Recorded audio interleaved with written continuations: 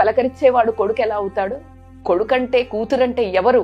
నిన్ను పెంచిన వాళ్లకు విలువనిస్తూ వాళ్లతో నువ్వు నీ సమయాన్ని గడిపితే చాలు అనుకునే వాళ్ళ కోరిక తీర్చలేని వాళ్ళు ఎందుకమ్మా ఈ రోజు చనిపోయిన తర్వాత వచ్చి ఏదైతే సంస్కారాలు ఉన్నాయో చేసేసి ఉన్నది అమ్ముకొని వెళ్ళిపోయే వాళ్ళు ఉన్నారు.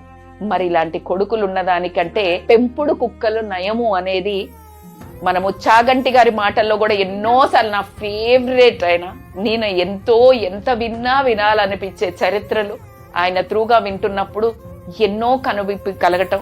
నేను ఇన్నేళ్లుగా ఆయనను విన్నప్పుడు నాలో నుంచి నేను కూడా ఎన్నో మార్పులు చేసుకోవడం, నేను స్పిరిచువల్ గా వెళ్తున్న టైంలో ఆయన ఒక దారిలో నుంచి ఒక మంచి మార్గదర్శనం రావడం, నిజంగా కూడా ఇలాంటి పండితులు ఉండడం అనేది కూడా మనకు ఈ టైంలో ఒక్కొక్క యుగంలో ఒక్కొక్కళ్ళు పుడుతుంటారు అన్నట్టు మనకి ఇలాంటి వాళ్ళు ఉండడం కూడా మన అదృష్టం. మరి డౌన్లోడ్ షేర్ చాట్.